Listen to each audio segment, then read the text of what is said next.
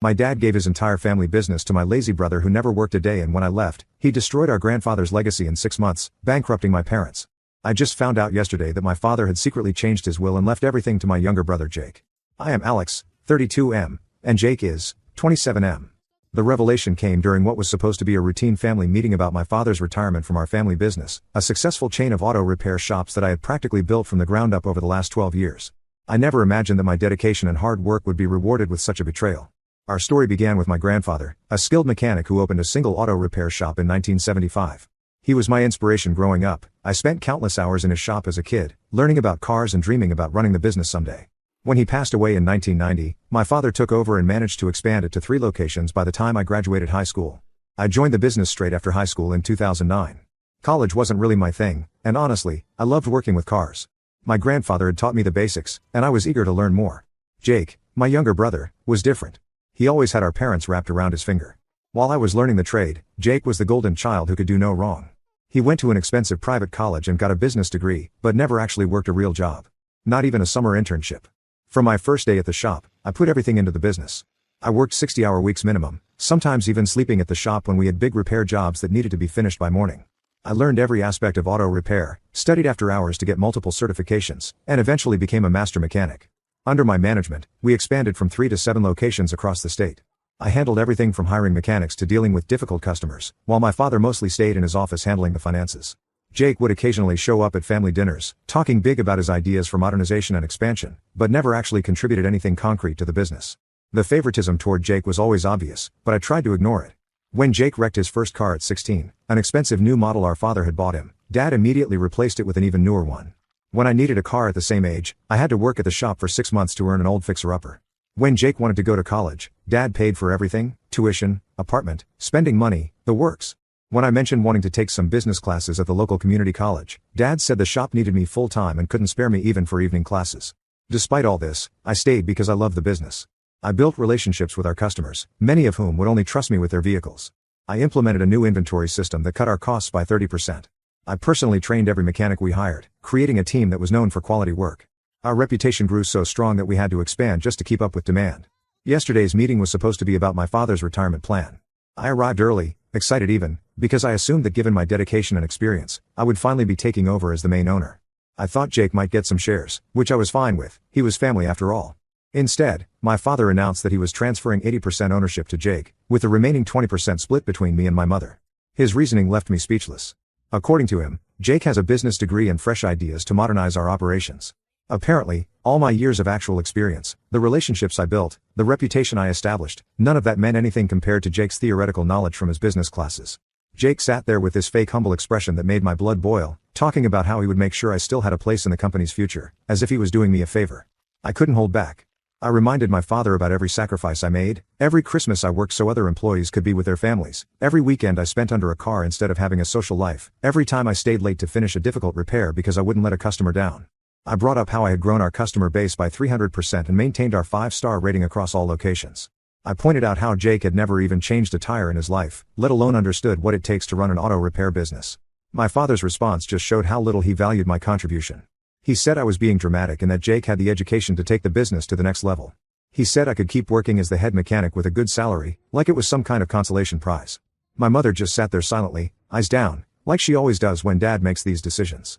She's never once stood up for me, not when I was working 60-hour weeks as a teenager, not when Dad refused to help with my education, and not now. Jake then had the nerve to pat my shoulder condescendingly and say we would make a great team, with him handling the business side while I handled the repairs. That was the final straw. I walked out of that meeting and went straight to the main shop. I gathered my tools, the ones I had bought with my own money over the years, the specialized equipment I had carefully collected, and loaded them into my truck. Some of these tools cost thousands of dollars, but they were mine, bought with the money I saved while Jake was spending Dad's money at college. Since then, my phone hasn't stopped buzzing with messages from my parents and Jake. They're all saying I'm overreacting and need to think about the family. My father sent a long text about how I'm being childish and need to accept that times are changing. Jake keeps messaging about how he values my experience and wants to learn from me.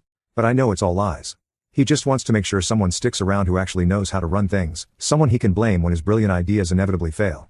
I've already reached out to some industry contacts I've made over the years and have a few job offers lined up. Several competing shops have been trying to hire me for years, and now they're eager to have me.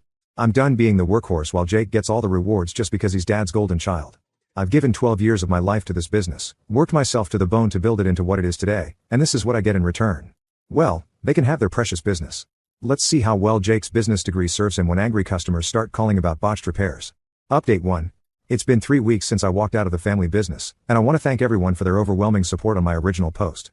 The messages and advice really helped me stay strong during this difficult time. A lot has happened since then, and the situation has gotten even messier than I imagined it would. After leaving, I took a week to clear my head and consider my options. Several competing businesses reached out with offers, but I chose to accept a position as service manager at Wilson Motors, a large dealership in the neighboring city. Now comment update to tag you on part 2.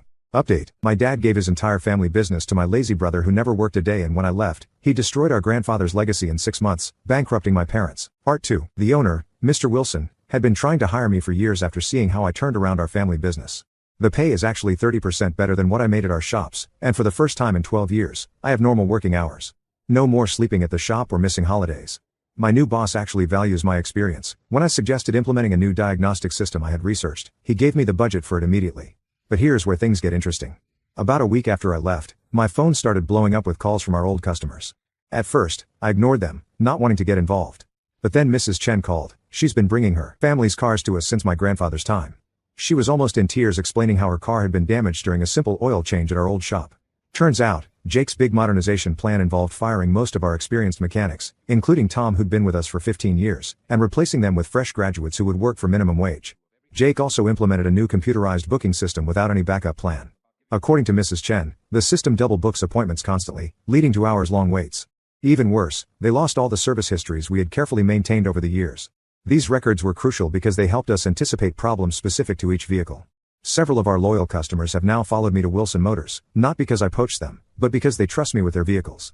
The situation really blew up yesterday when my father called. I thought maybe he was finally going to apologize, but no, he demanded I hand over my personal customer contact list and come in to train the new mechanics before they lose more business. He acted like I owed them this, completely ignoring how they had pushed me out. I refused, explaining that these customer relationships were built on my personal reputation and trust over years of service. Many of these people had my personal cell number because I was always willing to answer their car questions, even on weekends.